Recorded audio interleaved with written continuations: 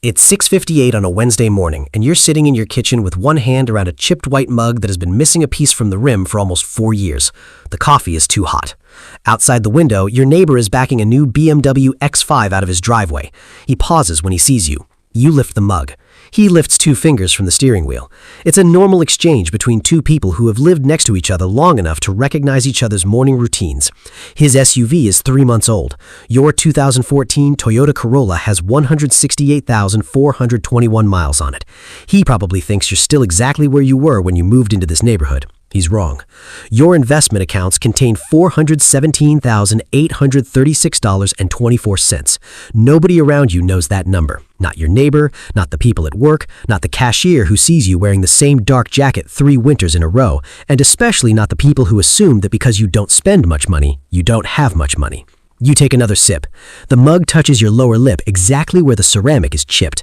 Then you look at your phone. Your checking account has $3,842.17 in it. Your bills are already paid. Your mortgage is current. Your car is full of gas.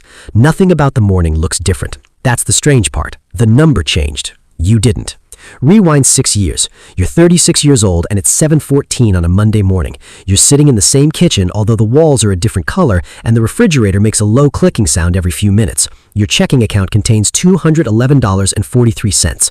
Your rent is $1,186 a month. You work as a logistics coordinator at a regional distribution company earning $48,720 a year before taxes. Your 2014 Toyota Corolla has 109,307 miles on it. You owe $6,814 on the car. You have $3,207.19 left on a credit card. And every time you open your banking app, you feel the same physical sensation, a small tightening underneath your ribs. Not panic, not yet, just pressure, the kind that makes you calculate every purchase twice. You know exactly what $40 means. $40 is groceries. $40 is gasoline. $40 is part of the electric bill. $40 is not nothing. At work, your desk is 6 feet from an older employee named Martin. Martin is 61. He has worked in the building for 28 years. He drives a 12-year-old Buick with a dent in the passenger side door. One morning, you're staring at your screen after checking your bank account again. Martin walks past. He stops. He looks at the spreadsheet on your monitor. Then he looks at you. "You know what I learned?" he says. You turn around. He doesn't wait for an answer. Money gets boring before it gets useful. Then he keeps walking. That's it. No speech, no financial plan, no dramatic revelation. Just one sentence. Money gets boring before it gets useful. You think about it for the rest of the day. That evening, you open your bank account again.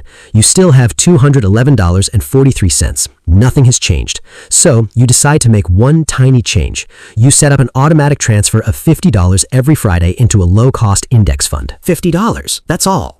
You don't tell anyone, you don't announce a new financial chapter, you don't delete your social media apps, you don't suddenly become a different person. The first Friday, $50 leaves your checking account. You notice it immediately. You almost cancel the transfer. Then you don't. The following Friday, another $50 disappears. Then another. After 3 months, you have contributed $650.34. The market has moved around. Sometimes your account is up, sometimes it's down. Sometimes you check it before work, sometimes you forget about it for 3 days. There is no feeling of getting rich. There is only the strange feeling of money leaving one place and quietly becoming something else. Then there's Daniel. Daniel works 2 desks away from you. He's 37, he's funny, he's good at his job, he's married, he has 2 kids, and he doesn't seem reckless. You don't judge him. He's not reckless. He simply likes nice things. That year, he leases a Silverado. The payment is $712 a month. The first morning he parks it outside the building, everyone comes over to look. The truck is spotless. The seats still have that new car smell. Daniel laughs when you tell him it looks expensive. "It is," he says. Then he smiles. "You only live once." You laugh with him. You mean it. You don't think he's making a mistake. You don't know what his finances look like, and you don't need to. Your own plan is still almost invisible. $50 a week becomes $58, then $65. When your annual raise arrives, you increase the automatic contribution. Your salary goes from $48,720 to $50,184. You barely notice the difference in your paycheck, but you notice the transfer. You change it from $50 to $75 a week. Then you stop looking at the account every day. That matters more than you realize. The first year is uneventful. Your investment balance reaches $4,917.62. You have paid down some of the credit card. The car loan falls to $4,283. Your checking account is still not impressive. Nothing about your life looks impressive, and that's exactly why it works. Year 2 is even more boring. Your salary rises to $52,611. Your automatic investment becomes $91 a week. Your employer offers a 401k match, and you increase your contribution enough to receive the full match. You don't feel sophisticated. You feel slightly less nervous. That's different. By the end of the second year, your combined investment balance is $13,684.51. You stare at the number for a few seconds. Then you close the app. Year 3 arrives without permission. Your salary reaches $55,207. The car reaches 132,908 miles. You replace the tires, you replace the brakes, you keep the same car. You keep the same apartment for another year. You increase your investments again. Nothing happens. That's what it feels like. Nothing happens. There are no movie moments, no sudden windfall, no mysterious business opportunity, no cryptocurrency jackpot. You work, you get paid, you invest, you pay bills, you repeat. In the second half of year 3, your portfolio reaches $29,814.73. Then it falls. The market drops 18.6% over the following months. Your account loses $5,611.92 from its recent peak. For the first time since you started investing, the number moves backwards so quickly that you feel the old pressure underneath your ribs. You open the account at 6:41 in the morning. $24,193.66. You refresh. $24,193.67. You refresh again. You close the app. For a few minutes, you think about stopping the automatic contributions. Then Friday arrives. $137.50 leaves your checking account. It goes into the market. You let it. The next Friday, another $137.50. Then another. You don't know when the market will recover. You don't know what the next year will look like. You only know that your original plan didn't include stopping whenever the number became uncomfortable. 14 months later, the account reaches $37,491.08. The loss is gone. Then the old high is gone. Then the number becomes one you couldn't have imagined when you had $211.43. $50,000. You see it on the screen at 9:14 on a Thursday night. You check it twice.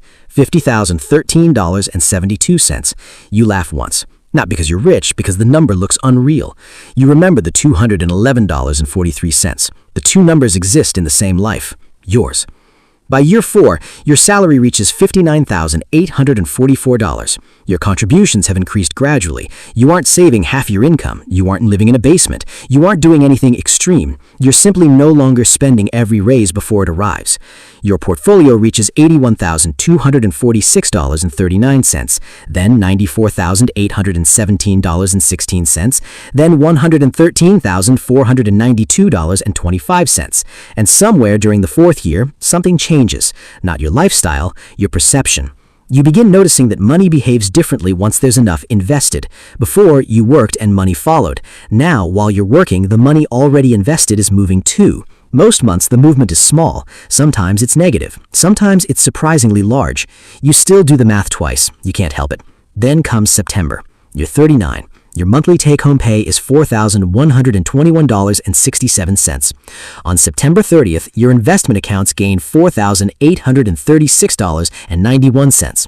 You stare at the two numbers, $4,121.67, $4,836.91. Your investments have just made $715.24 more than your take-home pay.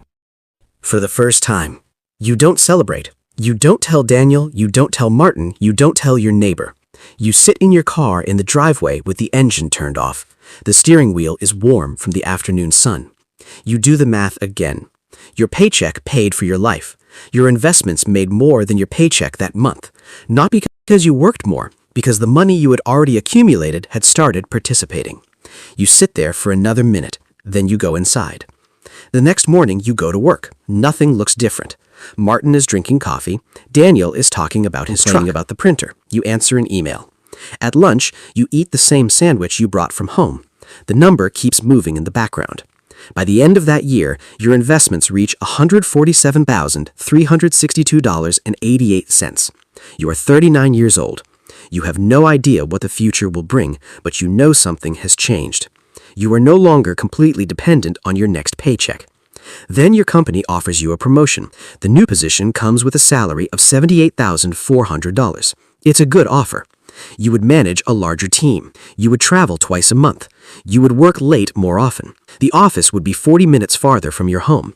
The additional take-home pay would be approximately $1,037.82 per month. You sit across from your manager. She tells you this is the next logical step. You understand why. 6 years ago, you would have accepted before she finished the sentence. You would have needed the money. Now you ask for a weekend to think. On Saturday morning, you sit at the kitchen table. The chipped mug is already in your hand. You calculate the extra income. $1,037.82 a month. $12,453.84 a year. Then you calculate the extra commute, the extra hours, the travel, the evenings you wouldn't be home. You calculate what the money is buying. Not a better car, not a bigger house, not a watch. Time is what the promotion is asking for. You decline it. The amount you turn down is $12,453.84 in additional annual take-home pay. Your manager is surprised. You don't give her a speech. You simply say the schedule doesn't make sense for you. And for the first time, that sentence is true. You don't need every available dollar. You need enough. There's a difference. The following year is when the word wealth begins to feel strange. Your portfolio crosses $200,000, then $250,000, then $300,000. Your Corolla reaches 154,203 miles. The clear coat on the hood is fading. Someone at work asks if you're planning to replace it. You say, eventually. You mean it, but eventually keeps moving. Your neighbor upgrades his BMW. The X5 disappears one Friday afternoon. A newer one appears on Monday. He waves, you wave back. You don't know what he paid. You don't know what he earns. You don't know how much he has saved. You don't need to know. Then something happens that would have terrified you 6 years earlier. Your mother needs an unexpected home repair. The cost is $8,764. You pay your portion immediately. No credit card, no loan, no calling 3 banks, no staring at the checking account for 20 minutes trying to figure out which bill can wait. You transfer the money, the balance falls, your stomach doesn't tighten. That is the part you notice, not the money, the absence of fear. 6 years earlier, an $8,764 expense would have felt like a hole in the floor. You would have spent nights calculating interest. You would have moved money around. You would have wondered how long it would take to recover. Now you absorb it. Then you go to sleep. The next morning, the coffee still tastes the same, the mug still has the same chipped rim, the world hasn't become safer, you have simply become harder to knock over, and that changes something inside you. Not everything, there is still a cost. People don't know how to read you. At a family dinner, someone jokes that you're still living like a college student. Everyone laughs. You laugh too. Then your cousin asks why you haven't bought a nicer car. You look at the table. You think about telling him. You could explain the investment accounts, the retirement contributions, the emergency fund, the fact that the old Corolla costs you almost nothing to own now. You could explain the $417,836.24. Instead, you say, this one still runs. The conversation moves on, but the question stays with you. Why do you still drive that car? Because the answer isn't really about the car. It's about being financially unreadable. People understand visible wealth. They understand a new truck, a luxury watch, a larger house, a vacation photo.